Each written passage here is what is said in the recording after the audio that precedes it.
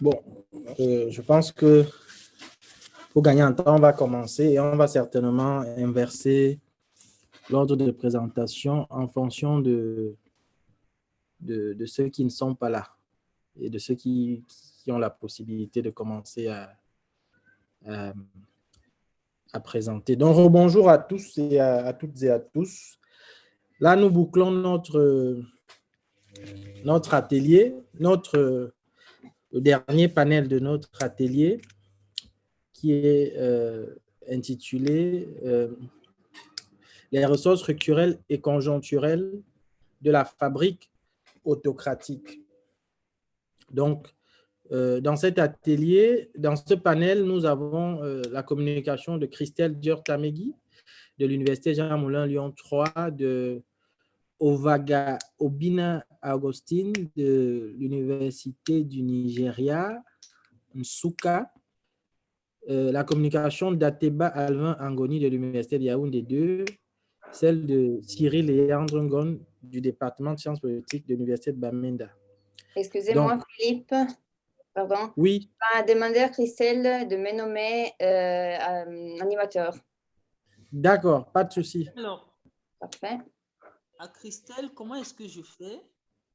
Et dans le bas de l'écran, toi, un bouton participant. D'accord. OK. SQSP. Oui. OK. Tout à droite plus. Oui, nommer animateur, c'est bon. Exactement, oui. Nous allons commencer avec la première intervention, qui est celle de Christelle Dior-Tamegui de l'Université Jean Moulin Lyon 3 et qui s'intitule « Penser la consolidation autocratique à l'aune du prétorianisme de développement ». Donc, chère Christelle Dior, vous avez la parole. Alors, merci Philippe. Bonsoir à tous les panélistes et aux participants. Merci de me donner l'occasion de partager avec l'ensemble des participants cette communication sur penser la consolidation autocratique à l'aune du prétorianisme de développement. Alors, il faut dire d'emblée que depuis hier, les communications ont tenté de montrer le lien entre les forces armées et les régimes autocratiques, notamment en mobilisant ce qui est l'ADN même des forces armées, à savoir la question de la violence et la force. Comment est-ce que les forces armées participent à la consolidation des régimes autocratiques, notamment par le fait qu'elles incarnent la force.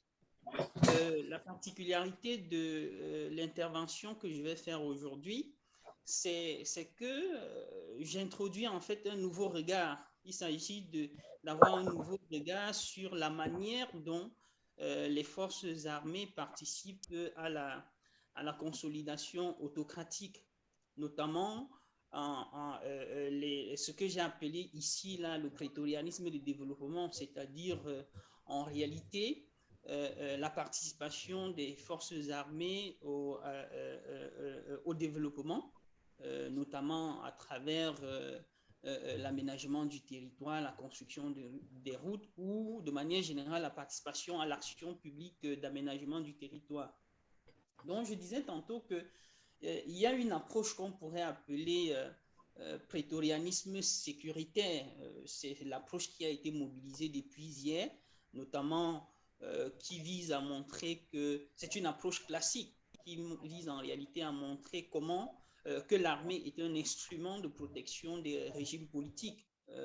Alors, c'est une catégorisation qui a été faite par Warner, Jason et Taylor, qui dans la catégorisation des régimes ou plutôt des armées africaines, ont parlé de l'armée comme instrument de protection des régimes politiques.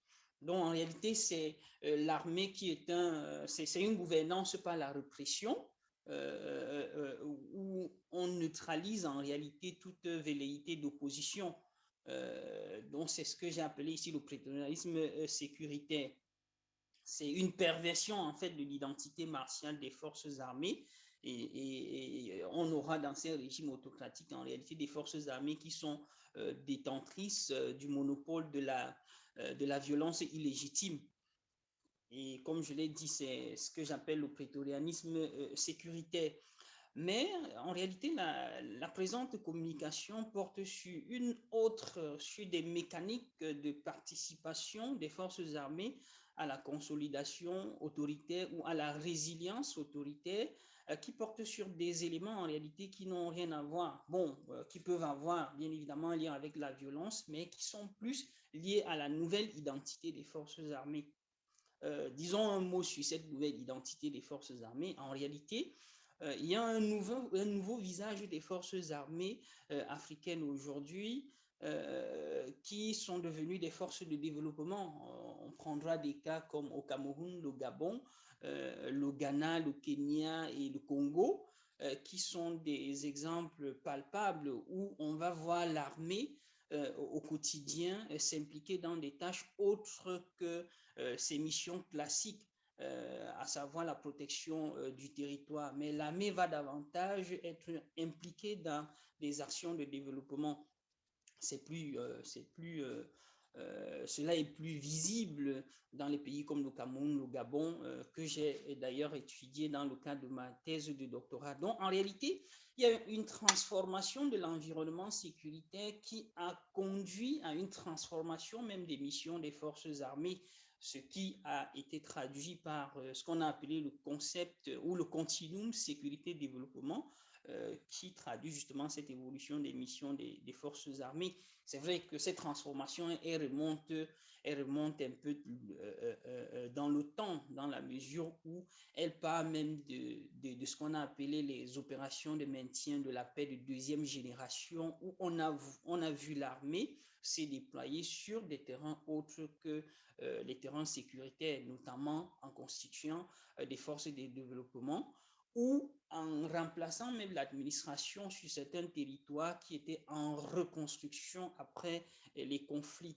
Donc cette transformation des missions des forces armées s'est donnée à voir dans ces opérations de maintien de la paix.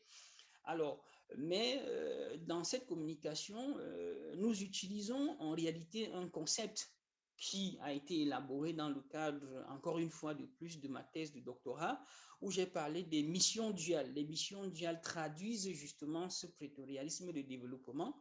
Et les missions duales ou les forces duales ici, en réalité, ce sont des régiments, les régiments de forces armées qui, sans perdre leur identité martiale, vont se consacrer à la création et à la maintenance des infrastructures sans lesquelles le développement ne peut s'amorcer et perdurer.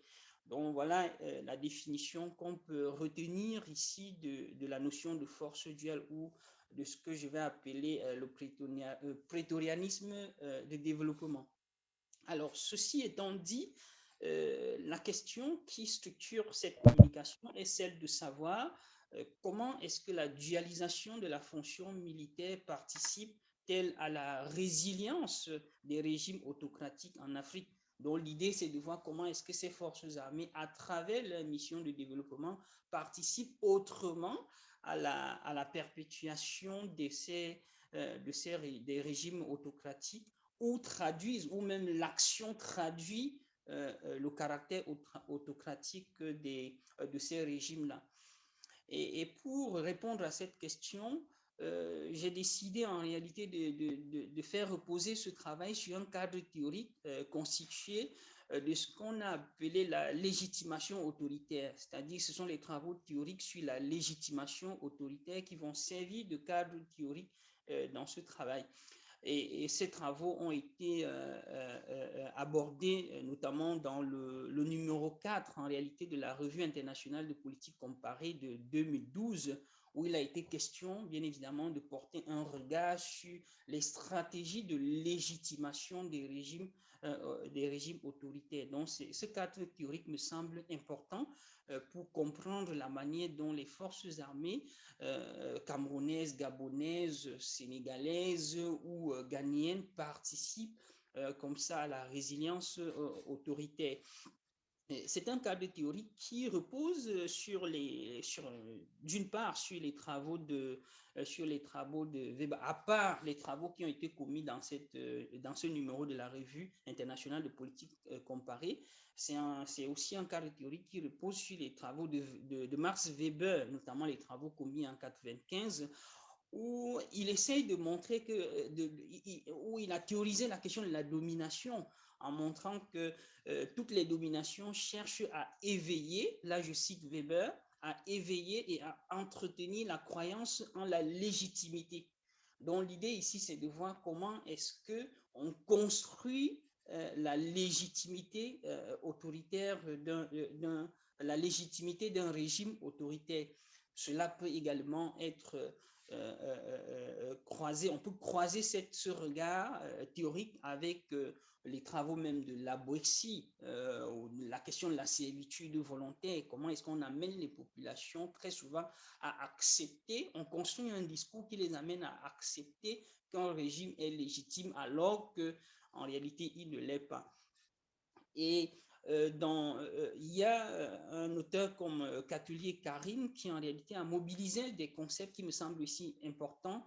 Ici, le concept de légitimation matérielle et légitimation symbolique pour comprendre en réalité ces stratégies de légitimation, notamment à travers la question de la réinterprétation mémorielle, où on va exhumer le passé pour pouvoir essayer de justifier un certain nombre d'actes qui sont posés dans les régimes dits autoritaires.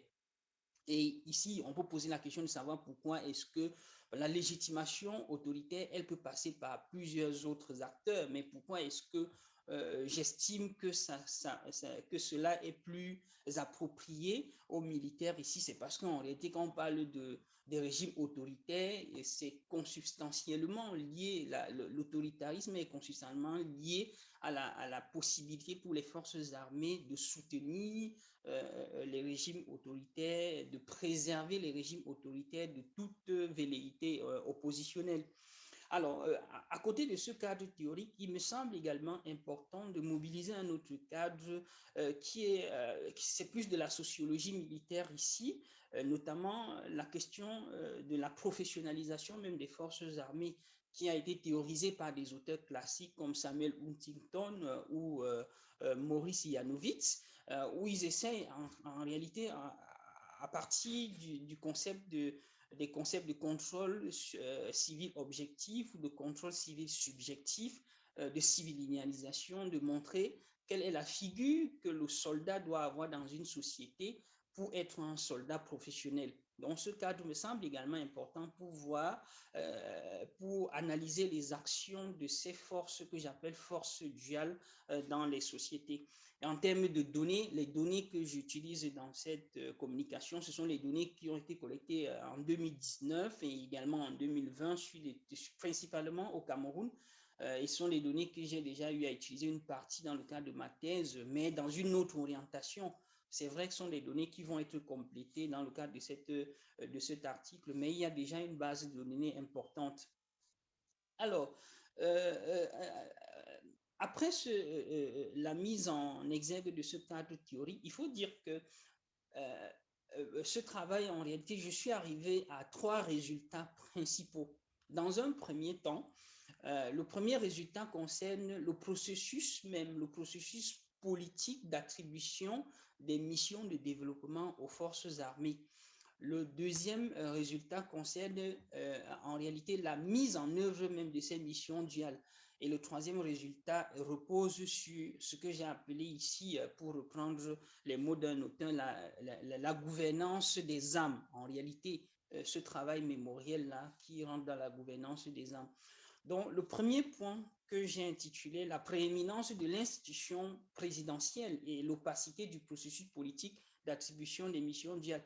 En fait, ce que je veux dire ici, c'est que le lien entre les missions duales et l'autoritarisme se donnent à voir même à partir de la manière dont les missions sont attribuées à ces forces duales. Il y a une certaine opacité autour du processus politique qui conduit à attribuer les missions duales, les missions de développement aux forces armées, où on va se rendre compte qu'il y a une prééminence de l'institution présidentielle où tout se réfère au président de la République. Et puis, il faut dire que cela est constitutionnellement construit parce qu'il y a une constitutionnalisation même de la prééminence du président de la République en matière militaire. C'est le cas au Cameroun, c'est le cas au Gabon, c'est le cas au Ghana, où le président de la République, en tant que, en réalité, chef des armées, va contrôler tout ce qui concerne l'armée, y compris les éléments de développement, j'allais dire l'action du développement des forces armées qui en réalité ne rentre pas dans le cadre classique des missions des forces armées, mais cela va également, on va ériger en réalité ces actions de développement comme des actions qui vont être placées sous secret défense parce qu'il y a l'évocation du mot militaire. Donc cela renvoie, conduit à la sanctuarisation même des questions militaires en contexte d'autocratie, dont une approche sécuritaire des actions civilo-militaires de développement. Donc, on va sécuriser en réalité les actions de développement qui, en réalité, ne rentrent pas dans la sécurité de manière classique. Il y a là une articulation, en fait, une articulation entre la concentration du pouvoir décisionnel et opérationnel en matière des missions duales et la gouvernance autocratique, dont cette prééminence de la figure présidentielle. Le deuxième point, c'est sur le plan opérationnel, en réalité. On va se rendre compte, pour prendre le cadre théorique que j'ai évoqué avant, à savoir la question de la professionnalisation des forces armées, la mise en œuvre des missions duales ou des missions de développement des forces armées va révéler en réalité des attitudes qui ne relèvent pas d'une armée professionnelle. Notamment, je vais prendre un cas vite fait, la construction, je prends un cas camerounais, la construction du boulevard nord de la République à Douala, par exemple, où on a vu que la mobilisation des forces armées là-bas ne répondait pas véritablement ou répondait d'une partie à une exigence de développement et la compétence du génie militaire, par exemple, mais également il y avait une volonté d'utiliser une force qui fait peur. Donc ça, c'est pour ce qui est de l'opérationnalisation. Alors, un dernier point, c'est la gouvernance, la force duale et la gouvernance des armes. L'idée ici, c'est de montrer en réalité que dans le cadre des missions duales, on va tenter en réalité d'améliorer, j'allais dire, d'utiliser les missions de développement pour améliorer l'image de l'armée et par là l'image même du régime qui peut être autocratique, mais à travers la participation des forces armées au développement, va donner une image de l'armée qui en réalité est une armée au service de la population. Ce qui n'est pas faux. Dans ces missions, les populations bénéficient bien évidemment, mais à côté, il y a un travail en réalité qui consiste à redorer l'image de l'armée et l'image du régime en place aussi. Donc, en conclusion, je dirais qu'en réalité, en fait, dans la conclusion, je soulève une autre question, celle de la sécurisation en réalité de toutes les problématiques sociétales qui, à ma foi, est l'apanage même des États fragiles. Parce que cette mobilisation d'un vocabulaire sécuritaire, même pour des questions qui n'ont rien à voir, bon, ou qui ont très peu à voir avec la sécurité, est l'apanage de tous les régimes en réalité, ou pas des régimes, des États fragiles qui sont marqués justement par des risques d'implosion et par conséquent, on fait tout pour sécuriser toute question, éviter que des contestations sociales ne puissent aboutir à l'insécurité. Donc, voilà ce que je peux dire en conclusion sur cette problématique, mais toujours dans la logique de montrer que la dualisation en réalité de la fonction militaire est une mécanique interne de légitimation du régime autocratique dont elle participe à la résilience. Et le recours à la force dans le cas des missions de force duale ne disparaît pas pour autant, mais il est articulé à des mécanismes un peu plus doux de participation au développement qui redore l'image du régime politique de type autoritaire. Je vous remercie.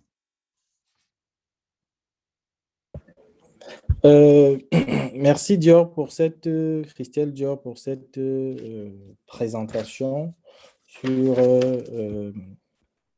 les forces duales, on va dire comme ça, mais sur ce que vous avez appelé la consolidation autocratique du prétorianisme de développement. Merci pour cette communication dans laquelle vous vous appuyez sur un cadre théorique autour de la légitimation autoritaire, les questions de servitude volontaire et même de sociologie des professions. Vous parlez notamment de la sociologie de la professionnalisation des forces armées et vous adossez ce cadre théorique-là sur des données que vous avez collectées à Yaoundé en 2019 pour aboutir finalement à 3 principaux résultats qui tournent autour de l'attribution des missions des forces duales, leur mise en œuvre et puis la gouvernance des armes. On aura l'occasion de revenir notamment dans le cadre des échanges sur votre présentation, mais pour évoluer et gagner en temps, nous allons passer la parole à notre collègue du Nigeria. Est-ce qu'il est connecté? Je ne le vois pas connecté. Il n'est pas connecté. Bon. Donc, sans plus tarder, nous allons passer la parole à Alvin Ateba Angoni de l'Université de Yaoundé 2 qui nous présente une communication sur l'économie politique de la transitologie régressive. Et il s'appuie sur les réseaux d'accumulation en Afrique. Donc, cher Alvin, vous avez la parole.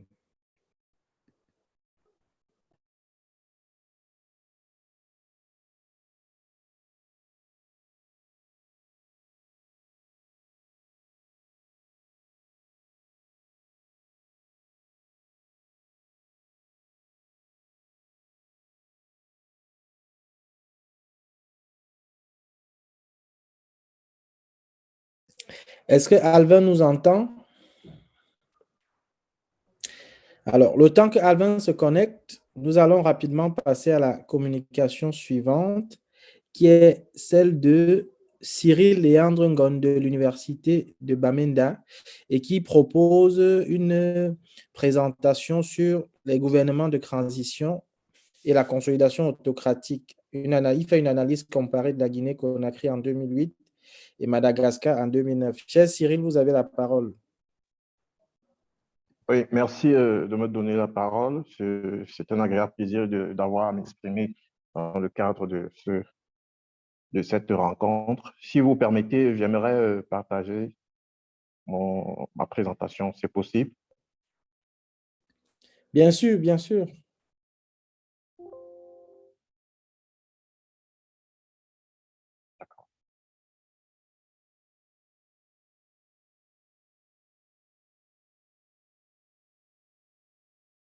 Donc, voilà, ma présentation intitulée « Gouvernement de transition et consolidation autocratique, analyse comparée de la Guinée-Conakry et Madagascar, Conakry 2008 et Madagascar 2009 ».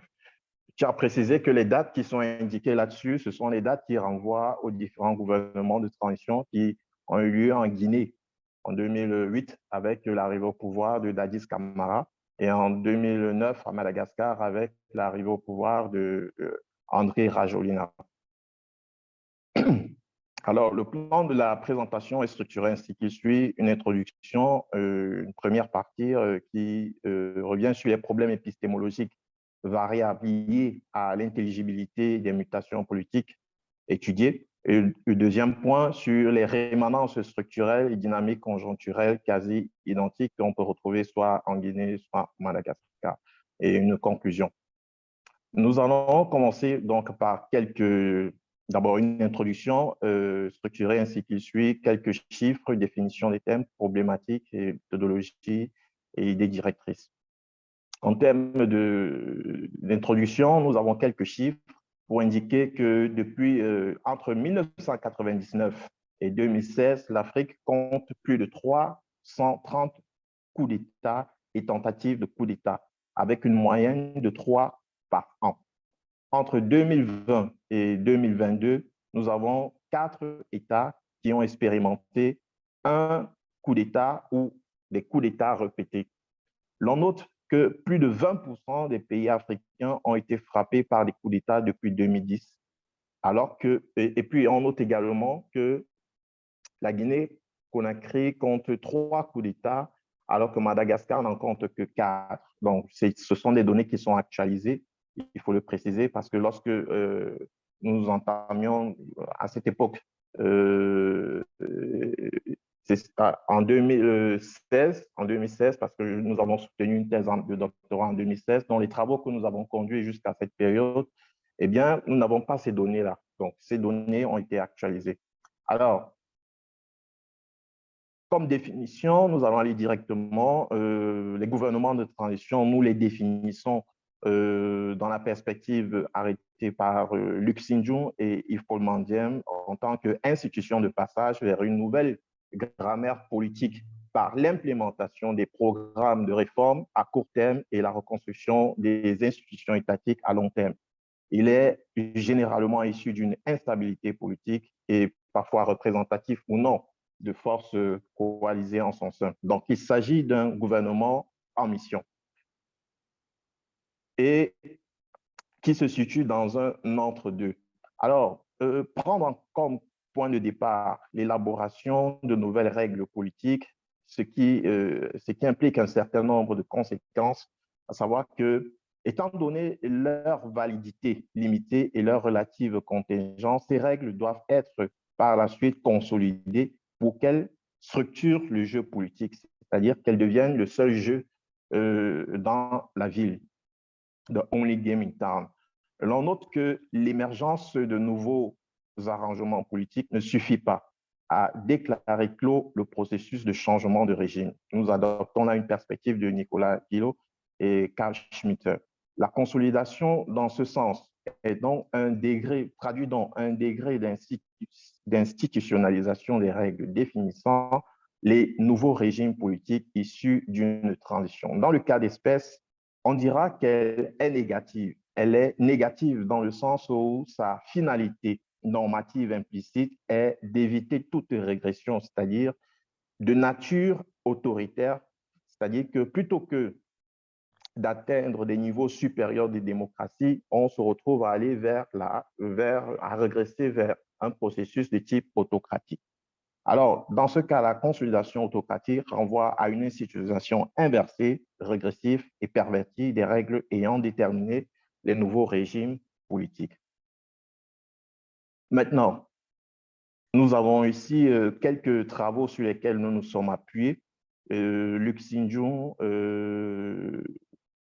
qui a écrit un article très intéressant intitulé « Le gouvernement de transition, éléments pour une théorie politico-institutionnelle de l'État en crise ». Nous avons également Yves-Paul Mandiem qui a travaillé sur les gouvernements de transition comme site d'institutionnalisation de la politique dans les ordres politiques en voie de sortie de crise.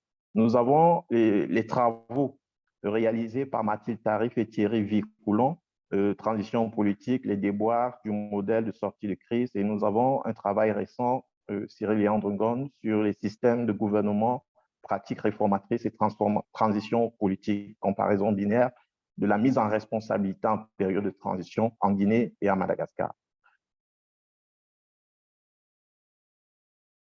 Alors, la problématique que nous abordons se décline ainsi qu'il suit. D'abord, le choix d'un tel sujet s'inscrit dans l'intelligibilité des processus susceptibles d'affecter la continuité de l'exécutif, en ce sens que les gouvernements de transition sont représentatifs des ordres politiques marqués par une remise en question de la fonction routinière et naturelle de l'exécutif. Donc, le problème en réalité, c'est celui de l'intelligibilité de la relation entre gouvernement de transition et consolidation. Comment rendre intelligible, en d'autres termes, l'occurrence des dynamiques régressives de type autocratique qui s'observent au sein d'États ayant engagé un processus de transition, fût-il vers la démocratie ou, bref, le changement de régime. Alors, cette image que nous avons là, c'est celle d'un crustacé, une écrevisse. Elle n'est pas anodine parce que nous savons tous que l'écrevisse a cette particularité qu'elle avance à reculons. Donc, pendant que les autres avancent devant eux, l'écrevisse avance derrière en reculant. Et donc, cette image traduit assez bien ce qui se produit. Quand bien même on parlerait de consolidation autocratique, cela ne veut pas dire forcément qu'il y a un recul. On peut bien avancer, mais à reculons. Bon, je vous fais fi de ce commentaire. Alors, en termes de méthodologie, nous avons la grille néo-institutionnaliste, nous avons le constructivisme de Peter Berger et de Thomas Luckmann, et le structuralisme de Anthony Giddens, qui parle de la structuralité, la dualité du structurel. Et nous avons associé à cela une analyse comparée binaire, tout cela adossé sur une analyse documentaire. Donc, la structuration des idées. Nos idées se structurent en deux temps. Le premier qui porte sur les problèmes épistémologiques variables liés à l'intelligibilité des mutations politiques étudiées. Le deuxième sur les rémanences structurelles et dynamiques conjoncturelles quasi identiques. En termes de problèmes épistémologiques, nous avons d'abord l'analyse monocausale qui est un réel problème, à savoir que dans les mutations politiques africaines, il est très difficile de tenir ou de prendre en considération une seule variable pour rendre raison du phénomène que l'on aborde. Il est plutôt judicieux, en l'occurrence en ce qui concerne les démocratisation studies et toutes les questions relatives aux transitions et aux consolidations, d'envisager, non pas de façon sectaire, mais de prendre en considération à la fois les dynamiques du dedans et les dynamiques du dehors, en termes ici de recomposition des partenaires étrangers, en termes d'ingérence humanitaire, d'ingérence électorale, etc., etc. Et puis, le deuxième point ici, c'est la prédiction, qui est une caractéristique des democratization studies, c'est que lorsqu'on fait les democratization studies, on a une tendance qui est celle de la prospective. On voudrait proposer une idée, une théorie, une solution au gouvernement, aux transitions en général et aux consolidations.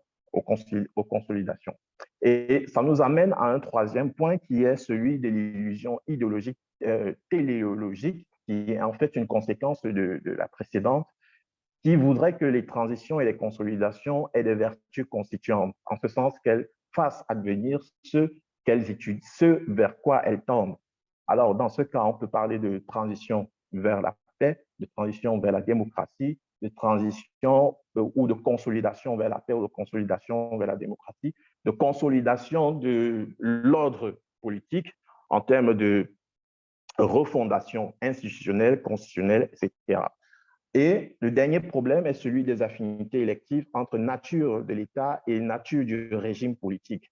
Alors, c'est tout le débat ici, tous les débats liés à la sécurité en Afrique, parce que tous ces États, lorsqu'ils font face à un gouvernement de transition, à la mise en place d'un gouvernement de transition, cette mise en place est liée à des questions sécuritaires qui portent sur d'abord l'ébranlement du pouvoir politique. Alors, comment est-ce qu'on doit résoudre? Est-ce que le fait d'enclencher un processus démocratique voudrait-il dire que ce processus est irréversible ou alors y a-t-il des possibilités de réversibilité du processus démocratique? C'est toute la question là-dessus.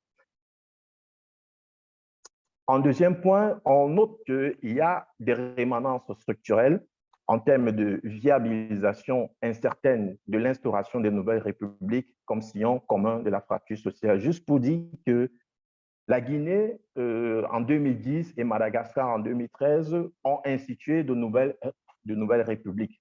En Guinée, on parle de Troisième République. À Madagascar, on parle de Quatrième République. Alors, la Troisième République, c'est celle qui vient d'être mise en branle par l'éviction du pouvoir de Alpha Condé et la mise en suspens du fonctionnement de la Constitution, la mise en suspens du fonctionnement des institutions de façon générale. Donc, Il faut dire que lorsque ces républiques émergent, elles émergent dans un contexte particulièrement violent, marqué par des violences électorales et des tensions communautaires, notamment avec l'ethnicisation. Et donc, l'ethnicisation ici qui désigne le processus de la science des catégorisations ethniques dans nombre de situations concrètes. Donc, le fait qu'une ethnie domine l'espace politique, eh bien, ça pose problème dans beaucoup d'États, notamment en Guinée et à Madagascar. Et c'est dans ce contexte-là qu'émergent donc les nouvelles républiques. Et ce contexte-là plombe ou grève, n'est-ce pas, la viabilisation de la naissance de ces républiques. Ensuite, il y a le lourd héritage institutionnel des nouvelles républiques entre atavisme politico-institutionnel et défis à relever, où on peut voir l'excroissance militaire. Et cette excroissance militaire en politique pose également le problème de la réforme du secteur de la sécurité. Et en termes de rémanence, donc, il y a que, en termes le deuxième point qui est celui de la rémanence structurelle et dynamique conjoncturelle, il y a qu'on observe une résilience comme une des modèles présidentiels de gouvernement ou l'inévitable présidentialisme. C'est-à-dire que lorsque ces États sortent d'une période de transition, au lieu d'adopter un régime, par exemple, parlementaire, suivant les travaux de Céline Thiriot, d'abord, et de Linda Kischke, pour qui les régimes présidentiels et semi-présidentiels ou présidentialistes sont des facteurs, des éléments qui peuvent permettre ou qui sont propices à la survenance d'un nouveau gouvernement de transition ou d'une régression autoritaire, comme nous l'avons suggéré, comme nous l'appelons ici. Donc, il y a comme un habillage institutionnel à travers et également la majorité parlementaire dans le contexte du régime présidentialiste qui participe de la cristallisation future d'un gouvernement de transition et donc d'une régression autoritaire. Le dernier point que nous abordons dans ce deuxième grande idée, c'est qu'il y a des enjeux matériels et symboliques qui sont perceptibles selon que l'on est en Guinée, à Madagascar. Tout ceci pour dire que le champ politique est un espace de transformation et de conservation des rapports de force. Configuration sans cesse mouvante, structurée autour d'un ensemble de processus de décomposition et de recomposition. Donc, que les acteurs politiques en question soient démocratiques ou démocrates ou autocrates, ils sont habités par des logiques de situation qui voudraient que, ils soient portés vers la conservation, la conquête ou la conservation du pouvoir, et par la logique des arrangements ou des transactions collusives. Alors, parvenu au terme de cette présentation, nous dirons deux choses. Les phénomènes dits de réversibilité ou d'irréversibilité relatifs à l'évolution d'un régime politique vers un autre mettent davantage en exergue les logiques de situation liées à la conquête et à la conservation du pouvoir via la composition et la recomposition des alliances. Deuxième point, doit-on promouvoir l'État mou démocratique ou l'État fort démocratique? La démocratie en Afrique n'est pas encore la seule règle du jeu au regard de tout ce que nous pouvons avoir comme réalité en train de se faire. Parvenu au terme de cette présentation, je vous dirai Bitoxen, puisque c'est une rencontre internationale où on partage, n'est-ce pas, nos expériences et nos cultures. Moi, je suis Bafia au Cameroun et chez nous, pour dire merci, on dit Bitoxen. Merci, merci, cher Cyril, pour cette note culturelle par laquelle vous sortez de votre communication, donc, qui était intitulée « Gouvernement de transition et consolidation autocratique, analyse comparée de la Guinée-Conakry en 2008 et Madagascar en 2009 ». Donc, en vous appuyant effectivement sur ces deux pays et en mobilisant un cadre théorique autour du néo-institutionnalisme, du constructivisme de Berger, et puis en fondant votre démarche sur une analyse comparée, vous avez commencé par insister sur la dimension épistémologique à la fois de votre réflexion, mais plus globalement, une dimension épistémologique dans le sens où, comme vous l'indiquiez si bien, lorsqu'on pense les démocratisations, en Afrique, il est difficile de le faire à l'aune d'une explication monocausale ou alors de l'inscrire d'inscrire cette réflexion-là dans ce que vous avez appelé l'illusion téléologique. Et lorsque vous avez fini de faire ce point épistémologique, vous avez montré dans votre deuxième partie, celle que vous avez appelée les remanences structurelles des dynamiques conjoncturelles quasi identiques, donc identiques entre la Guinée-Conakry et Madagascar. Vous avez essayé de montrer qu'effectivement, ces rémanences tournent autour de la viabilisation incertaine de l'instauration de nouvelles républiques. Elles tournent aussi autour du lourd héritage constitutionnel et de la résilience commune des modèles présidentiels, puisque vous indiquez à juste titre qu'au lieu d'évoluer vers des systèmes politiques ouverts, lorsqu'on sort des situations de crise politique, on s'achemine souvent, selon vos mots, dans ces contextes-là, vers des régimes à fort caractère présidentialiste.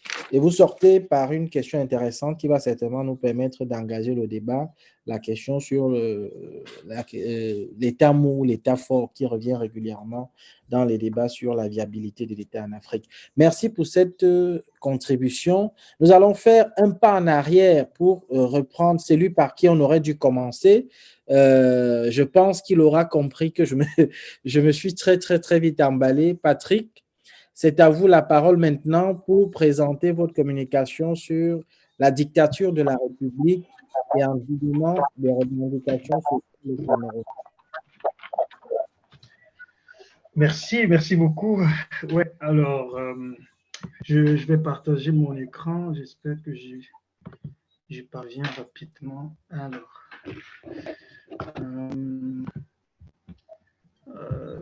non, il faut que je fasse ça. Pardon, un peu compliqué. Ouais, ça.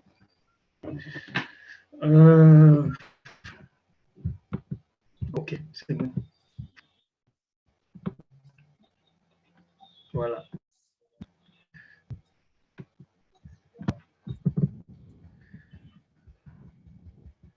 Ok, voilà. Donc, merci de me passer la parole. J'ai juste 4 ou 5 diapos. Donc oui, ma thématique s'intitule Dictature de la République. C'est que à partir de la question centrale des expropriations d'une cinquantaine de familles effectuées dans le cadre du programme gouvernemental de construction des logements sociaux à Yaoundé, cette étude, enfin disons cette communication essaie d'étudier les modes de réappropriation par le pouvoir des idéaux ou des artefacts républicains pour étouffer toute forme d'expression publique des mécontentements. Et ce programme est justement intéressant ce que des tensions et des flous sont apparus lors des processus d'indemnisation, suscitant naturellement l'indignation des familles expropriées, mais bien que lésées ou, disons, abusées, entre guillemets, au cours de ces processus, de ces opérations d'indemnisation, ces familles n'ont pas, pour la plupart d'entre elles, converti leur mécontentement en mobilisation civile ou violente. Et pour comprendre cela, je propose de faire un détour par le récit ethnographique de ces indemnisations et de cette expropriation à Olembe, à Yaoundé. En fait, tout commence en mars 1979. L'État décide de créer une zone industrielle à Olembe et une superficie de 331 hectares est alors visée par le gouvernement de l'époque et confiée pour sa mise en valeur à la MAGZI, la mission d'aménagement et de gestion des zones industrielles, créée en 1971.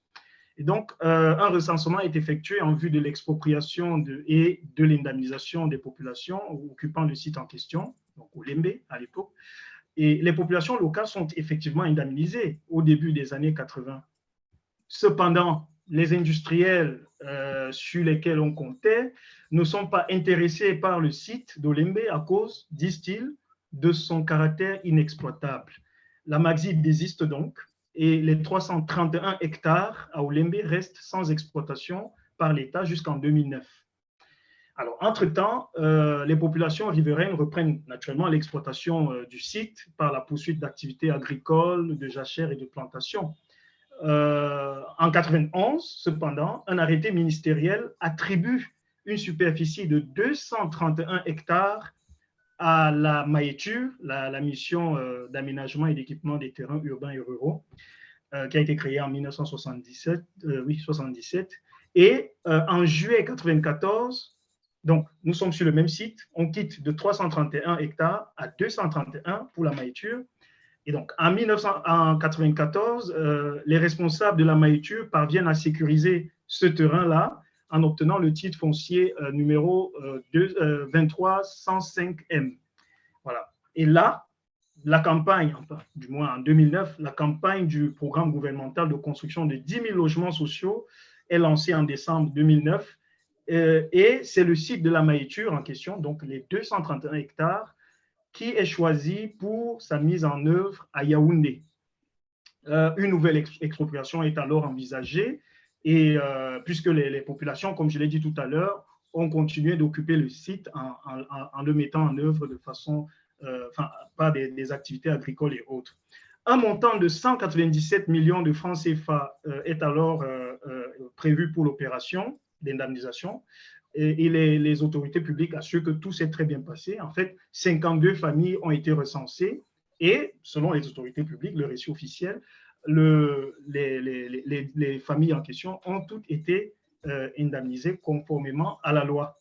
Donc, pour la deuxième fois, les familles ont été indemnisées. OK. Mais en fait, il y a une erreur. C'est que la MAETUR commet une erreur en 1994 lorsqu'elle borne le terrain de 231 hectares. Au lieu de 231 hectares, effectivement, elle borne plutôt 288 hectares, c'est-à-dire un surplus de 57 hectares. Les populations locales revendiquent le surplus de 57 hectares que la MAETUR se serait indûment octroyée. Elle-même, d'ailleurs, reconnaît cette erreur et demande et propose au ministre en charge des domaines de l'époque de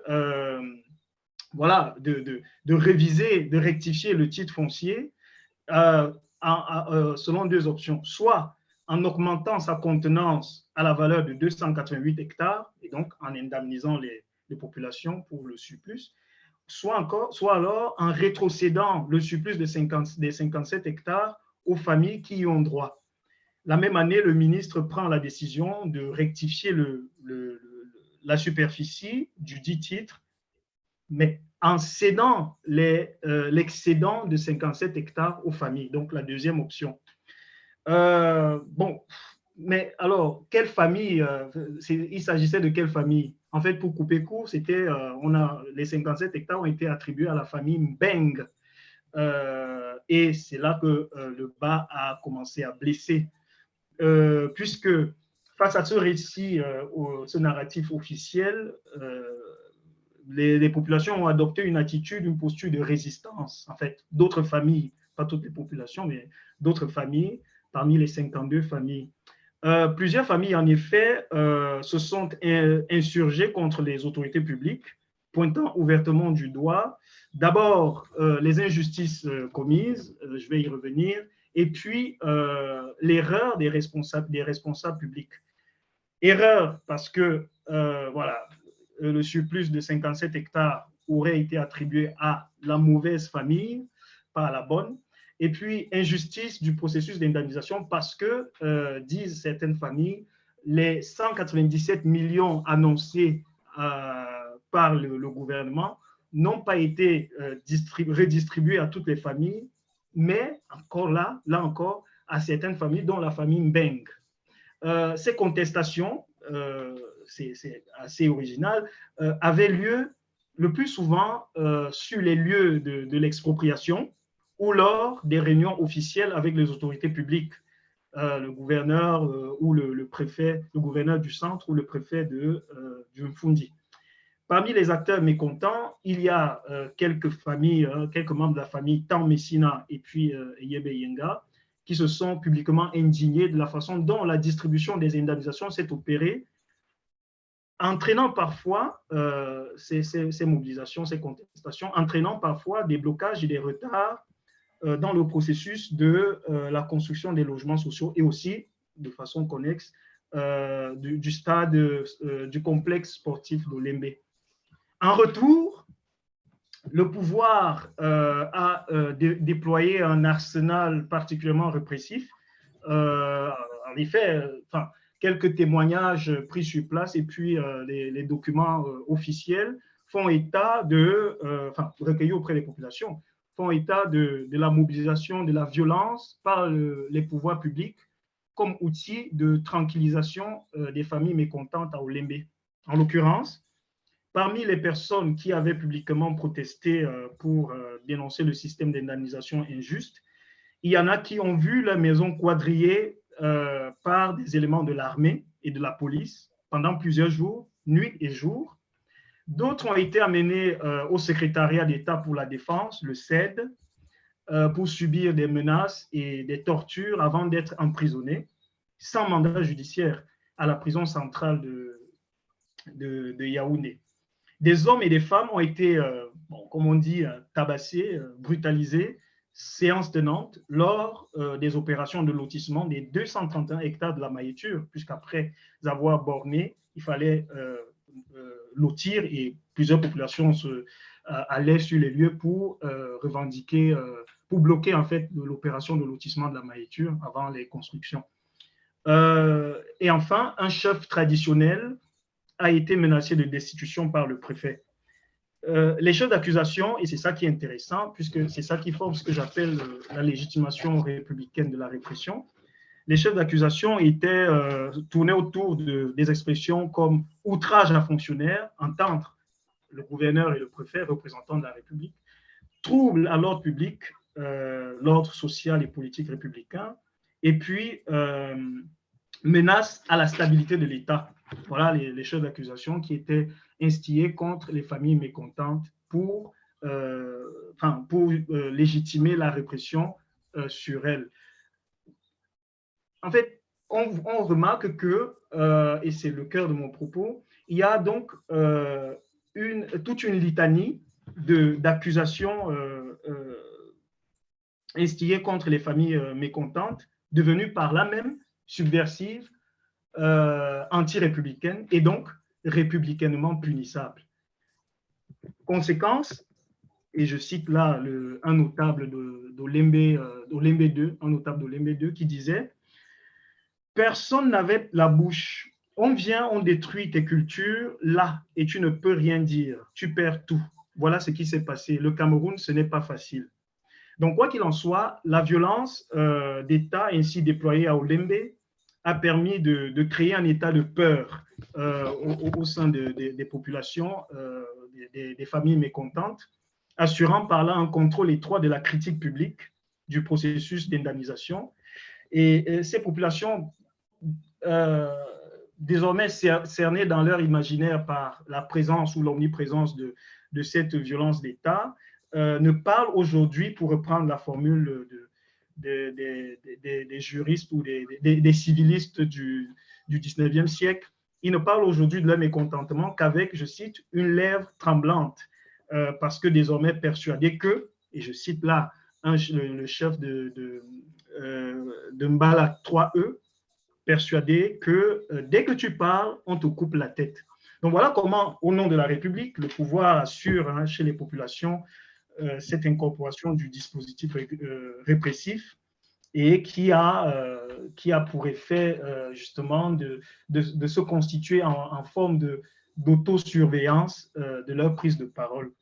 Et pour conclure, j'espère que ce tour rapide de l'expérience d'Olembe, des indemnisations à Olembe, aura permis de comprendre comment une certaine conception de la République se constitue en modalité concrète de l'exercice de la domination et surtout de la reconversion autoritaire au Cameroun.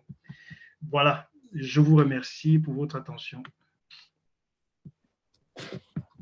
Merci, cher Patrick, pour cette présentation qui nous a plongé au cœur de de toutes les difficultés qu'on a souvent tendance à banaliser et souvent à ne pas scientifiquement les saisir. Donc, vous nous avez plongé là dans une problématique importante et vous êtes parti d'un récit, d'un récit sur l'expropriation des populations à Olembe avec toutes les phases que cela a connues, des phases que vous avez bien précisées en donnant des indications sur les différentes périodes et les tractations aussi, notamment en ce qui est de l'attribution du titre foncier. Donc, ce récit ethnographique que vous nous avez produit dans le cadre de votre présentation et que vous faites tourner autour de ce que vous appelez la légitimation républicaine de la répression, nous permet aussi de voir comment un État arrive à domestiquer des revendications en les entourant d'accusations qui elles-mêmes tourneraient autour d'une litanie. Vous avez appelé ça une litanie de mots, outrage à fonctionnaires. Et ça montre très bien comment on peut partir d'une question, entre guillemets, privée, puisqu'il s'agit d'abord des terres privées et comment ces questions-là sont progressivement décancrées vers l'espace public, puisqu'il y a là une interaction entre l'État et les populations dans le cadre de l'expropriation et que c'est précisément à travers cette interaction-là que l'État procède à ce que vous appelez l'autosurveillance. Donc, merci pour cette présentation. Nous allons donc revenir à Alvin. Et vous avez très bien compris que je ne fais pas de traduction en anglais pour la simple raison qu'on le faisait pour nos collègues d'expression anglaise, pour qu'ils ne se sentent pas exclus dans le débat. Tout le monde est censé parler français pour ceux qui sont connectés. Notre collègue du Nigeria n'est pas connecté, donc c'était surtout pour nos collègues qu'on faisait cette traduction-là. Donc, Alvin, vous avez la parole pour nous présenter votre communication sur l'économie politique de la transitologie régressive, le cas des réseaux d'accumulation en Afrique. Merci. Bonsoir Philippe, bonsoir. Vous me saisissez? Oui, oui. Ok. Parce que je voulais me rassurer. Je voulais me rassurer que je sois suivi. Tu es bien suivi, Alvin. Patrick, est-ce que tu peux juste arrêter de partager l'écran, s'il te plaît, ton écran?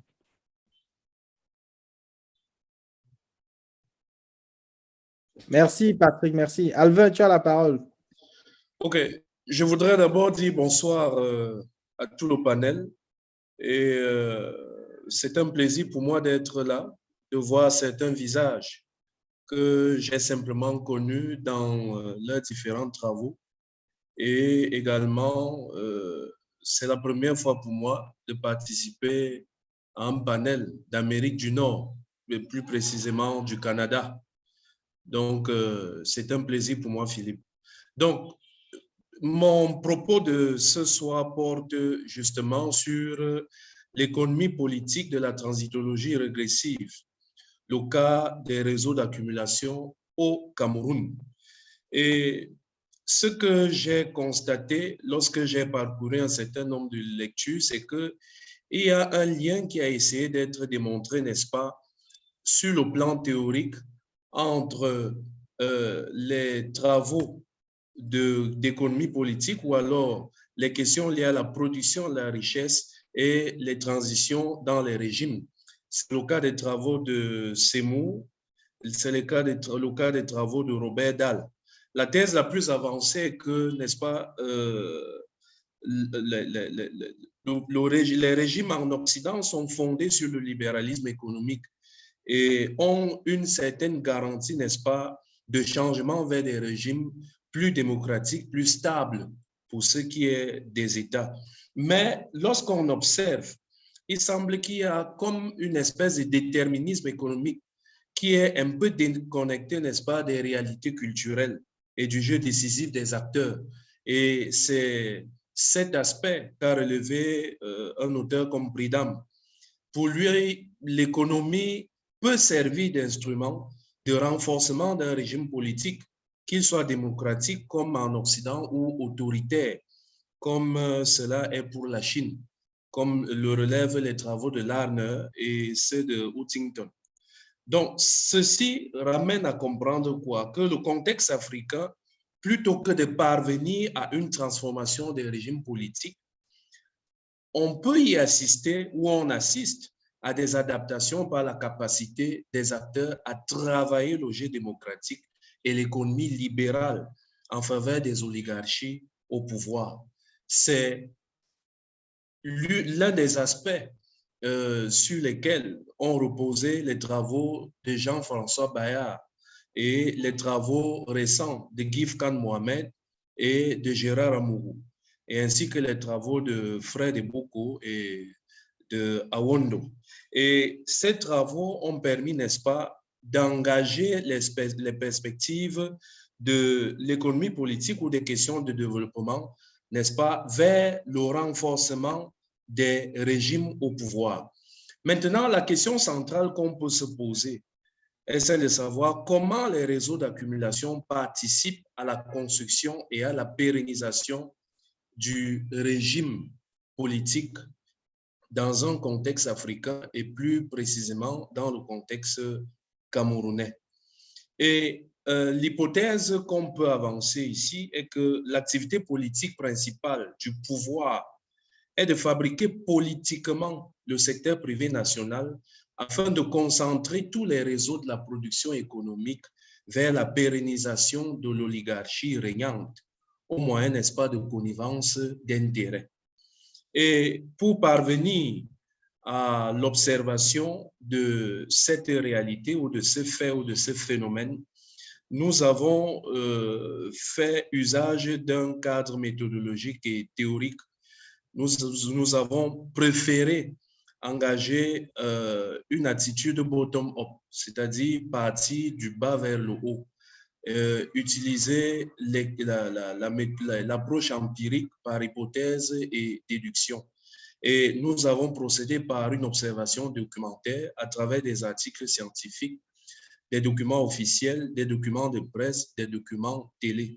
Nous avons également procédé à des entretiens compréhensifs auprès de quelques hommes d'affaires, auprès de quelques militants et cadres du parti au pouvoir, auprès de quelques hauts cadres de l'administration publique camerounaise. Et l'analyse que nous avons portée est une analyse qualitative autour des informations collectées. Alors, dans la première partie de notre travail, nous avons essayé de voir comment la fabrication politique du secteur privé national à des fins de contrôle des réseaux d'accumulation se fait. Et nous nous sommes rendus compte qu'à l'observation, il y a une prépondérance économique du parti au pouvoir sur les marchés. C'est un constat qui a été fait antérieurement dans le cadre des travaux de Bayard sur la société politique camerounaise, où il constate qu'il y a des réseaux de connivence à travers le parti au pouvoir entre l'administration centrale, les hommes d'affaires et les hommes politiques. Et on se rend compte que par la suite, il y a comme une hybridation entre l'homme politique et l'homme d'affaires. Nous avons le cas des hommes d'affaires qui sont en même temps députés. Nous avons le cas des hommes d'affaires qui sont en même temps maires. Et nous avons également des cadres de l'administration publique qui procèdent parfois par des chevauchements pour se retrouver dans la profession politique, lorsque la connivence est solidement construite également par l'activité militante au sein du parti au pouvoir. Et nous avons également interrogé les moyens de pérennisation politique des autoritarismes par les connivences politico-économiques. Nous nous sommes rendus compte que le financement électoral des régimes au pouvoir est généralement fait par les hommes d'affaires. Et lorsque ce financement est fait, il y a comme une rétribution fiscale et des garanties de marché par la suite dont ils bénéficient. Donc, ça devient une espèce de connivence d'intérêt, une espèce de communauté d'intérêt qui est solidement bâti dans les activités du parti au pouvoir. Et c'est justement cette connivence bâtie dans les activités du parti au pouvoir qui constitue la puissance de l'oligarchie régnante ou du bloc hégémonique régnant. Et nous nous rendons donc compte que la thèse de Prudent Geoffrey sur les adaptations culturelles, n'est-ce pas, des régimes au pouvoir peut expliquer en contexte africain et camerounais en particulier la pérennisation de ces régimes-là par leur capacité à s'adapter et à instrumentaliser politiquement l'accumulation. D'autre part, les marchés confirment ainsi les lectures sur le caractère stationnaire de l'État en Afrique et au Cameroun en particulier, lorsque ceux-ci sont outillés par les blocs hégémoniques au pouvoir en vue de solidifier leur position oligarchique. Et maintenant, plutôt que de participer par l'ambition du libéralisme au début des années 1990 à garantir des transitions de régime, l'économie se trouve donc gangrénée par les réseaux de fabriques du secteur privé national qui viennent par des connivences politiques et d'affaires renforcer les positions de pouvoir des groupes dominants. Et pour parvenir, n'est-ce pas, à une assise épistémologique ou une assise sur la littérature, nous avons, n'est-ce pas, procédé à la sélection de quelques auteurs assez particuliers, notamment Grochescu, qui fait une analyse critique de la transitologie entre valeurs heuristiques, limites d'interprétation méthodologique. Et il y a Semou Martin Lipset, Some Social Requisites of Democracy, qui a travaillé sur le régime politique américain. On a surtout Robert Dahl, qui parle de polyarchie, participation and opposition, qui pose justement l'économie comme étant un facteur de transition démocratique. Mais lorsqu'on va plus loin, à partir de ces auteurs, on se rend compte dans le contexte camerounais que des auteurs comme Éric Mathias Rouanangini, qui, n'est-ce pas, a travaillé sur le pouvoir perpétuel, démontre que l'économie rentre dans le renforcement en tant qu'instrument de pouvoir, le renforcement, n'est-ce pas, des régimes autoritaires et ne participe pas véritablement aux transitions démocratiques. Il y a également les travaux de Jean-François Bayard, les travaux de Jean-François Médard qui permettent également de comprendre cet état des choses. Et maintenant, la plus-value que nous avons apportée à ce niveau, c'est de montrer qu'il y a une hybridation des acteurs dans le contexte des régimes africains à se constituer en même temps en homme politique et en même temps en homme d'affaires et à entrer dans des connivences partisanes avec les autorités au pouvoir pour pouvoir constituer ce que Bayard a appelé les blocs hégémoniques et qui ne permettent justement pas ces transitions démocratiques. Donc, la position de l'économie, pour conclure, reste très paradoxale. Lorsque dans les espaces occidentaux, l'économie constitue un élément de faveur ou qui permettent, n'est-ce pas, les transitions démocratiques. Par contre, dans les systèmes africains, ce n'est pas le cas. Il devient plutôt un instrument ou ce qui est usé de façon politique afin de renforcer plutôt les pouvoirs en place. Donc, voilà ce que j'avais à dire pour ce qui est de ma communication de ce soir. Merci Alvin pour cette présentation qui nous permet d'envisager aussi des transitologies régressives du point de vue de l'économie politique.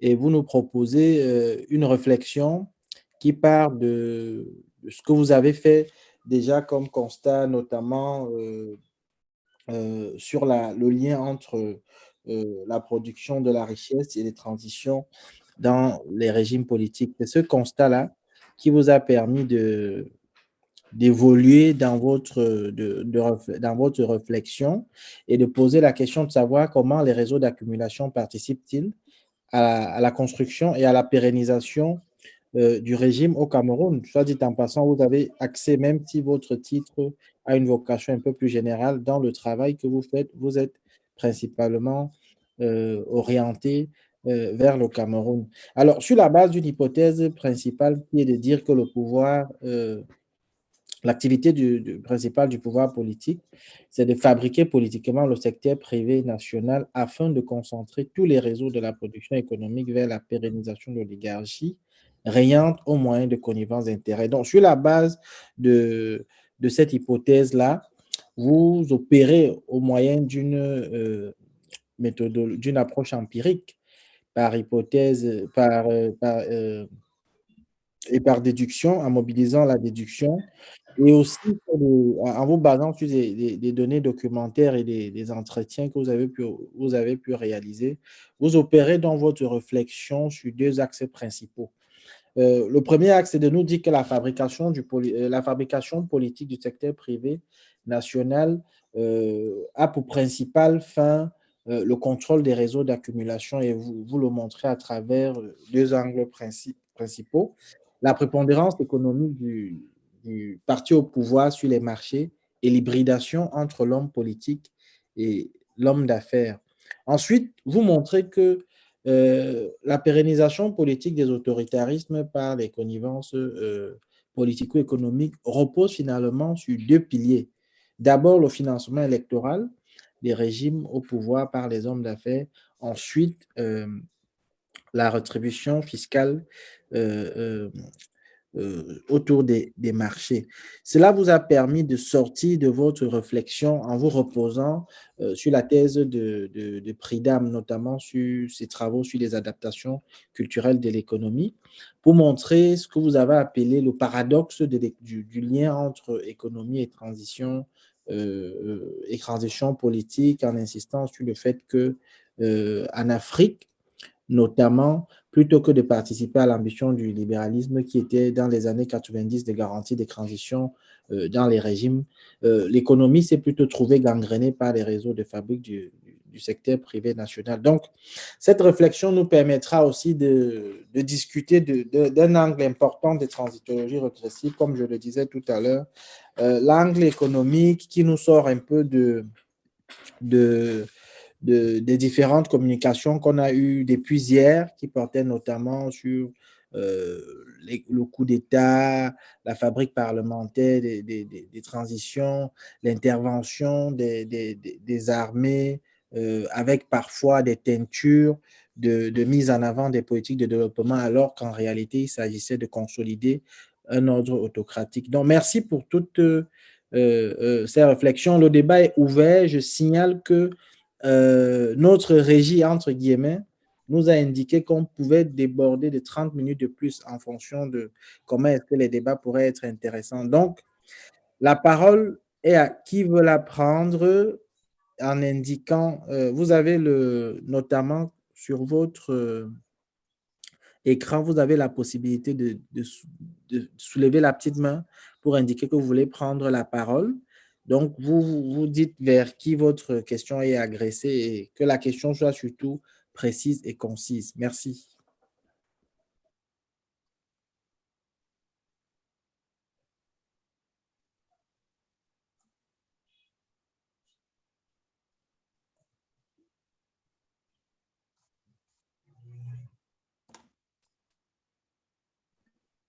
Alors, s'il n'y a pas de questions, moi, je vais ouvrir le bal des questions.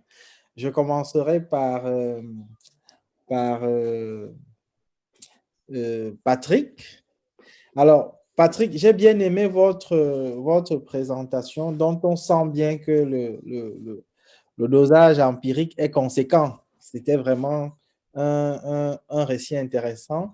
Mais moi, je voulais comprendre la manière dont vous présentez la situation. Ce qui a été longtemps mis en avant, c'est les relations entre les populations et le gouvernement. Et je voudrais savoir, est-ce que vous pouvez nous en dire un peu plus sur l'influence des rapports internes entre les populations et comment est-ce que cette influence travaille le rapport au gouvernement? Je pose cette question pourquoi? Parce que on a souvent remarqué que les questions foncières, les questions d'expropriation ont souvent cette dimension-là. On a un cas précis aujourd'hui avec ce qui se passe à Douala où pendant tout le week-end, moi j'ai fait le tour, je regardais un peu la presse, il y avait une bonne partie de l'opinion qui soutenait ces revendications-là. Et peu à peu, les langues ont commencé à se délier en indiquant qu'il est fort probable que les représentants, les têtes de pro de ce mouvement-là aient eu des négociations, entre guillemets, occultes. Je n'ai pas jusqu'ici du nouveau sur cette actualité, mais ça montrait en fait qu'il y a des dynamiques internes qui ne sont pas clarifiées et qui peuvent parfois lorsqu'elles sont clarifiées, permettre de relativiser, par exemple, l'hypothèse de ce que vous appelez la légitimation républicaine de la répression. Donc, ça, c'était ma question. Alors, j'ai une question aussi à l'endroit d'Alvin. Je suis très intéressé par la problématique que tu soulèves, Alvin.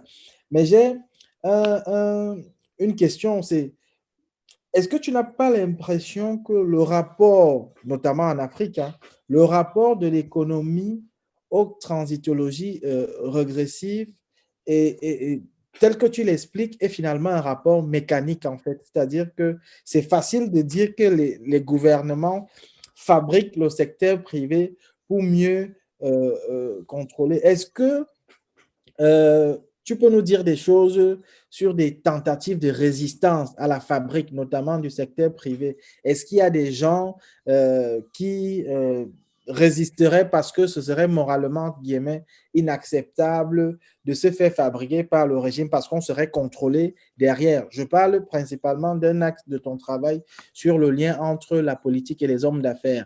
Je n'en sais pas plus, mais je ne sais pas si tu peux nous éclairer là-dessus parce que je trouve que sinon, ça fait un peu mécanique, ce lien-là entre l'économie et les consolidations, la consolidation des régimes autocratiques. Merci.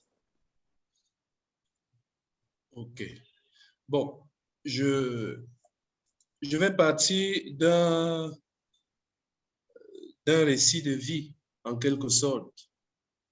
En fait, beaucoup d'éléments qui ont été relevés dans le cadre de cette communication sont tirés de mes travaux de thèse sur les politiques de développement au Cameroun. Et l'un des points que j'ai relevé, justement, est parti de l'article de Jean-François Bayard sur la société politique camerounaise. Et cette société politique est constituée essentiellement, selon lui, de 4 principales catégories de personnes. Les hommes d'affaires, les hommes politiques, l'administration d'État et les populations. Et maintenant, il établit qu'il y a une connivence entre les hommes d'affaires, les hommes politiques et l'administration d'État à partir du ferment que constitue le parti au pouvoir. Les uns et les autres arrivent au parti au pouvoir, deviennent militants au sein du parti au pouvoir pour leurs intérêts. Et c'est ces intérêts en connivence qui m'ont permis de dire qu'il y a comme une communauté entre les acteurs.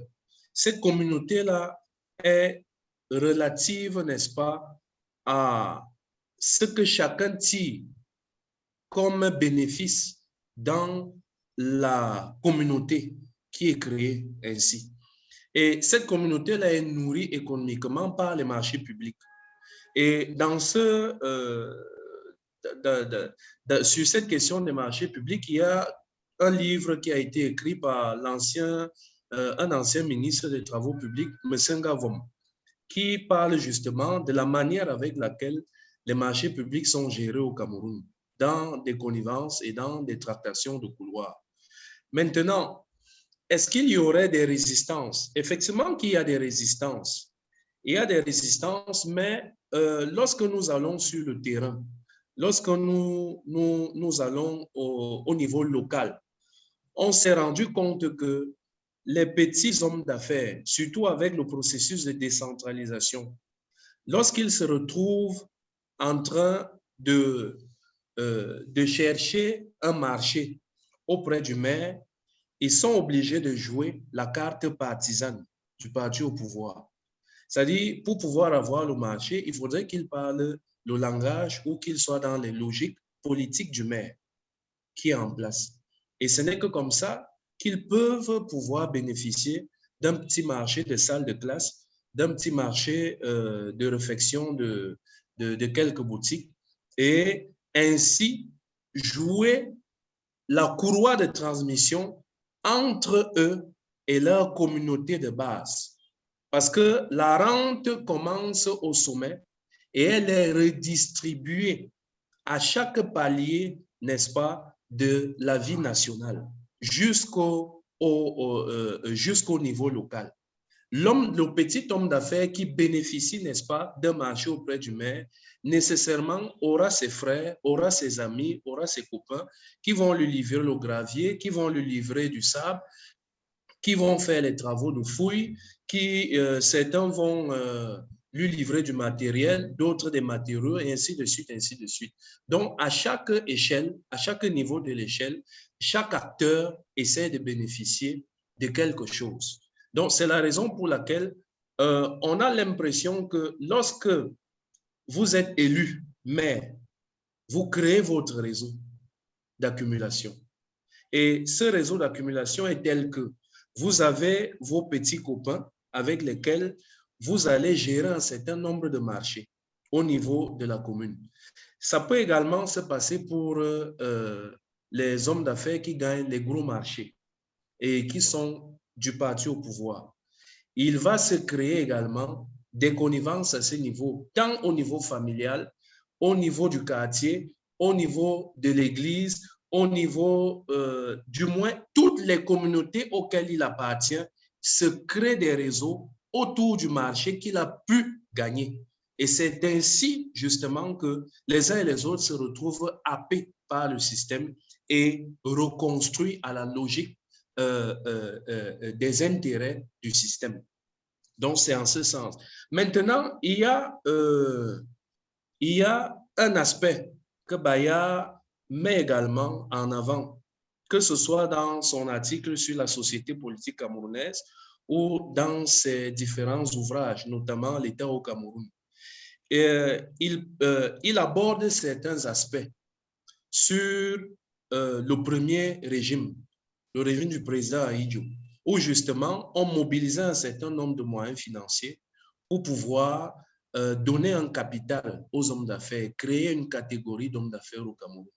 Maintenant, lorsque le président Biya arrive, les travaux de Fanny Pigeot ont permis de constater qu'il y a eu un changement des personnes qui étaient là. On a par exemple des gens comme Tebela qui avaient été emprisonnés et qui n'était pas un pro-Biya par rapport à un certain nombre de délits qu'il avait commis. Et par la suite, il y a eu une régénération des hommes d'affaires camerounais, une nouvelle catégorie d'hommes d'affaires camerounais qui a émergé. Et lorsque ces hommes d'affaires ont émergé, ils ont fait la force en termes de financement du parti au pouvoir, le RDPC.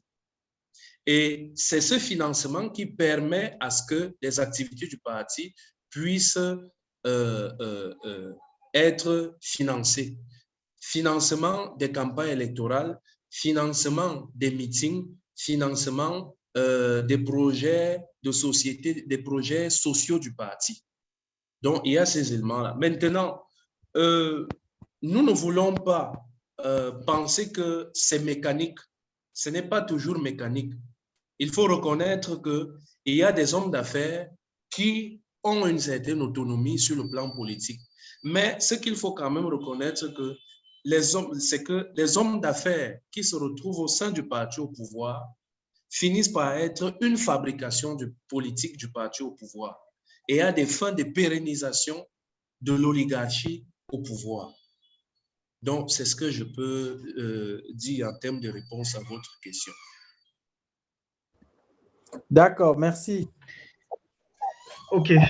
Je vais essayer de répondre. Donc, comment est-ce que l'influence des rapports internes entre les populations elles-mêmes participe des rapports de ces populations-là au gouvernement? Je pense il peut y avoir deux éléments de réponse empiriques. Mais je vais privilégier la deuxième. La première, c'est que effectivement, au quotidien, il y a entre les populations un conflit qui se traduit par au niveau des tribunaux. Donc, il y a un contentieux qui se poursuit au niveau du tribunal jusqu'à aujourd'hui entre différentes familles sur cette question-là, notamment la famille Mbeng et les autres familles. Maintenant, ce qui est plus intéressant, c'est au niveau du récit. Et à ce propos, en faisant écho à l'actualité de ce qui se passe à Douala, je pense que, premièrement, au niveau de l'indemnisation, toutes les populations sont d'accord sur le fait que les premières indemnisations, c'est-à-dire celles des années 80, ont effectivement été effectuées, c'est-à-dire tout le monde a reçu son dû. Sauf que, voilà, il y a comme une sorte de récit complotiste au niveau de la deuxième indemnisation, celle de 2009. Certaines familles disent qu'elles n'ont rien reçu, d'autres disent que tout le monde a effectivement tout le monde a tout reçu. Et ouais, il y a une espèce de jeu de récit, complotiste. Et voilà. Par exemple, une des familles qui se plaint, mécontente, dit OK, puisque l'argument officiel de l'État, c'est qu'on a déjà indemnisé dans les années 80, donc on ne devrait même pas indemniser en 2009. Donc, l'une des familles dit OK, pourquoi alors avoir indemnisé en 2009 quelques familles? Est-ce qu'elles sont super camerounaises dans ce cas? Donc, il y a vraiment un jeu, pour reprendre Foucault, un jeu de vérité très fort au quotidien et même dans les mémoires.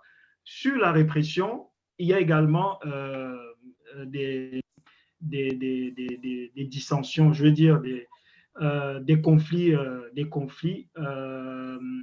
des différences, en tout cas des différences de récit, puisque à la maïture, si vous y rendrez, on va vous dire que rien de tel n'a jamais eu lieu, il n'y a pas eu de répression.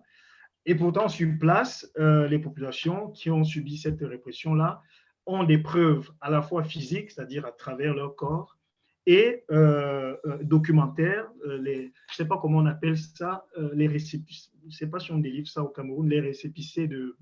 Quand on va en prison, il y a des formes de récépissés pour être...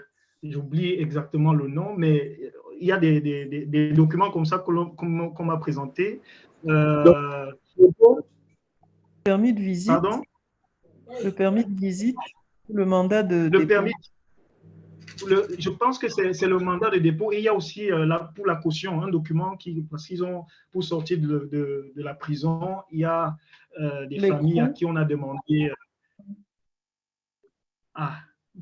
Je ne sais pas.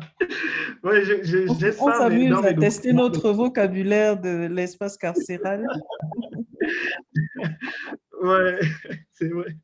Ouais. Donc, il y a, je crois que oui, donc, il y a donc le gouvernement, enfin, les agents de la maïture disent qu'il n'y a rien eu de tel, même en tout cas à la préfecture, on n'en parle pas, on refuse de donner l'information sur ce cas, et les populations ont ces preuves-là, en tout cas celles qui ont subi, ces preuves corporelles et puis enfin, matérielles de toute façon de cette violence d'État. Bon. Je ne sais pas si ça répond un peu à la question. Oui, Patrick, merci. On pourra continuer certainement les échanges. Alors, je vois deux mains, Christelle et Alvin. Je commence par Alvin. Alvin, tu as la parole. Oui, je voudrais simplement signaler que l'un de mes cas pratiques a été justement les politiques du logement social. Alors, à ce que Patrick a dit sur le cas d'Olembe, il y a eu effectivement comme deux indemnisations. La première indemnisation était une indemnisation au niveau des terres qui avaient été expropriées. La deuxième indemnisation était une indemnisation sur les cultures. Parce que les terres n'ayant pas été utilisées par la Marxie et ayant mis plusieurs années sans être, n'est-ce pas, exploitées, les populations les ont réinvesties. Et l'argument qui a été avancé par l'un des notables de ce côté-là, lorsque j'ai fait le terrain, était qu'il se sentait non seulement dans l'insécurité, parce que la brousse était en train de prendre le pas sur les activités agricoles que ces populations menaient à cet endroit dans les années 70-80. Elles ont donc trouvé la nécessité, n'est-ce pas, de recommencer à mener des activités agricoles sur ces terres, question non seulement de sécuriser l'espace qui avait été délimité par l'État, mais également de sécuriser leur propre vie. Donc, il y a ces deux éléments-là. Pour ce qui est de la répression, je crois qu'il y a également quelque chose à signaler à ce niveau. Il y a certes répression, mais l'impression qui ressort, c'est peut-être une question que je vais poser à Patrick.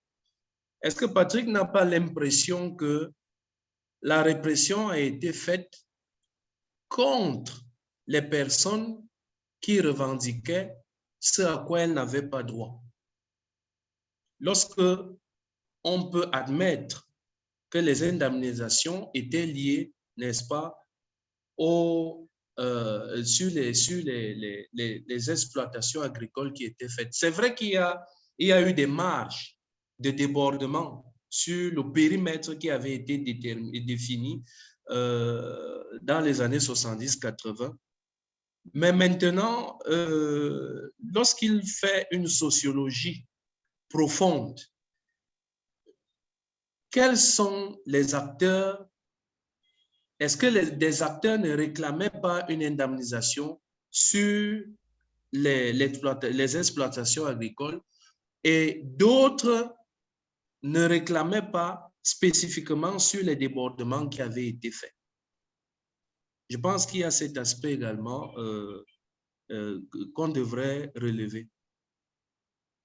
Donc, c'est une question, je ne sais pas, lorsqu'il est allé sur le terrain, est-ce qu'il n'a pas constaté ces deux aspects des choses? Merci Alvin. Oui, effectivement, il y a, comme je l'ai dit, oui, il y a eu ces deux indemnisations. Et puisque la question est directement posée, est-ce que je n'ai pas l'impression que il y a des gens qui revendiquent que ce qui ne leur est pas dû? Je pense que j'ai récolté assez de témoignages, aussi bien surtout des autorités traditionnelles. Et l'un de ces témoignages qui m'a marqué, c'est encore là un récit. C'est-à-dire que sur les cultures, donc la deuxième indemnisation, le préfet donc, et toute la commission avait fait une descente et il avait donné rendez-vous aux populations, je crois, quelques semaines après. Donc, il leur a dit, et je cite, il faut que tout le monde soit devant ces cultures. Celui qui ne sera pas devant ces cultures, tant pis. Les populations sont allées effectivement devant leur culture. Après la réunion, et la réunion s'est tenue à Olembe 2, à la chefferie d'Olembe 2, les populations sont effectivement allées devant leur culture, chacune, et en attendant la descente du préfet. Qu'est-ce qui s'est passé? Ils ont attendu le jour J jusqu'à 16h, 17h, donc du matin jusqu'à 16h, 17h, ne voyant pas le préfet, elles se sont rendues, les populations, avec le chef de Mbala 3E, elles se sont rendues chez son collègue d'Olembe 2. Et c'est son collègue d'Olembe 2 qui lui dit, mais le préfet est déjà passé, il a déjà fait le recensement. Donc, ce sont des éléments empiriques que j'ai. Maintenant, je ne sais pas si ce serait très, en tout cas de ma part, intentionnaliste de vouloir dire, alors celle-ci ne méritait pas, mais voilà un récit, par exemple, et c'est un récit qui est relaté par plusieurs personnes, un récit d'une descente qui a été faite partiellement, alors que l'annonce de cette descente indiquait qu'elle se ferait pour tout le monde. Donc, à partir de là, est-ce qu'on peut vraiment dire que c'est un peu compliqué? Est-ce qu'on peut dire que ces populations de Mbala 3E, en l'occurrence, et d'Olembe 1 n'avaient pas droit à ces indemnisations puisque le message du préfet leur avait été indiqué? C'est un peu compliqué. Ouais. Merci, Patrick. Christelle Dior, tu as la parole. Alors, merci Philippe, merci. J'ai une question qui s'adresse à M. Ateba Alvin. Déjà, merci pour cette présentation sur la fabrique de l'oligarchie au service de la pérennisation du pouvoir. J'ai une question. En réalité, vous avez essayé de montrer comment est-ce que le pouvoir en place fabrique cette oligarchie-là qui est par la suite au service de ses intérêts, donc qui participe à la pérennisation du pouvoir. Mais j'aimerais savoir, puisqu'en Afrique, on sait très bien que l'accumulation, même les réseaux d'accumulation constituent en réalité et très souvent un danger pour le pouvoir, parce qu'on sait quelle est la relation incestueuse entre l'économie et le pouvoir. Et en fait, ma question, c'est celle de savoir, est-ce que vous avez dans vos travaux identifié, par exemple, des mécanismes de contrôle même de cette oligarchie qui est fabriquée, parce qu'elle peut en réalité se retourner contre ce pouvoir? Est-ce que vous avez identifié ou pensé à cette dimension-là de contrôle de cette oligarchie pour qu'elle ne devienne pas plutôt un danger pour ce pouvoir qu'elle est censée protéger? OK. Ce que je peux relever par rapport à votre question, je le prendrai non seulement dans le cadre de cet article, mais également dans le cadre des travaux que j'ai menés antérieurement. Alors, pour ce qui est des hommes d'affaires, particulièrement, ou de ceux qui produisent la richesse et qui concernent spécifiquement notre communication, il y a une partie où je traite justement de la rétribution fiscale. La rétribution fiscale et les garanties de marché. C'est-à-dire que le tenant central du pouvoir ou l'administration centrale d'État tient les hommes d'affaires au niveau des rétributions fiscales et au niveau des garanties de marché futurs. Et maintenant, pour que ces hommes d'affaires puissent bénéficier de ces marges de manœuvre et d'intérêt, ils s'engagent généralement dans le financement des campagnes électorales et des meetings du parti au pouvoir. Maintenant, pour ce qui est des militaires, parce que je comprends que votre intérêt porte essentiellement sur les militaires et dans le contexte où nous sommes avec les coups d'État et tout le reste. La première des choses, c'est que le Cameroun a une particularité. C'est celle d'affairer les hauts gradés de l'armée. Lorsque vous lisez Fanny Pigeot, vous constaterez qui a écrit au Cameroun de Paul Biya, vous constaterez que les hauts gradés de l'armée sont parallèlement également des hommes d'affaires. Et il y a un de nos collègues, docteur, qui a fait des travaux sur les peuples frontières, Guinée équatoriale, Cameroun, Gabon, et où dans son terrain, il constatait justement que l'un des plus gros réseaux de trafic de vin, de whisky et de canettes de bière, palais de bière, est entretenu par les hommes en tenue à travers leurs véhicules. Il a également constaté que l'un des gros réseaux d'exploitation forestière et de trafic de bois est entretenu majoritairement par les hommes en tenue. Donc, voilà, il s'agit des communautés d'intérêt. Les uns et les autres forment ce que j'ai appelé les communautés d'intérêt. Dans ces communautés d'intérêt, il y a comme une connivence assez solide où les uns et les autres ont intérêt à préserver leurs intérêts communs. Et lorsque les uns et les autres ont intérêt à préserver leurs intérêts communs, il devient difficile pour chaque acteur dans ce système de blocs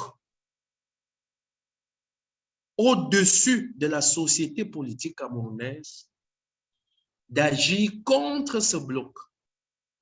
Parce que agir contre le bloc, c'est agir contre ses propres intérêts. Donc, c'est cette communauté d'intérêts-là qui fait en sorte que ça devient difficile.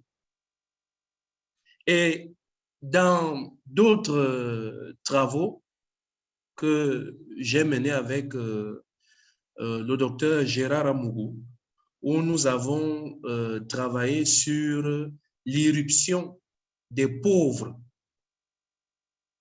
au sein des réseaux de rente, nous nous sommes rendus compte que même les Camerounais de la basse classe, de la petite classe, c'est-à-dire les Camerounais les plus pauvres, lorsque le lien est établi entre eux et une personnalité de cette oligarchie, au niveau de l'Église, au niveau du quartier, au niveau du parti, des activités du parti, au niveau du club 2-0, ils n'hésitent pas.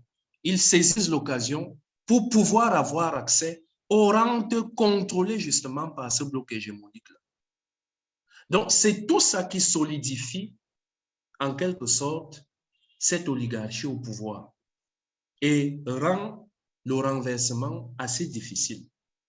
Je vais reprendre ici une pensée d'un de mes maîtres qui disait: on passe le temps à dire que ça va tomber, mais personne ne cherche à comprendre pourquoi ça ne tombe pas. Voilà ce que je peux dire pour répondre à votre question. Merci bien.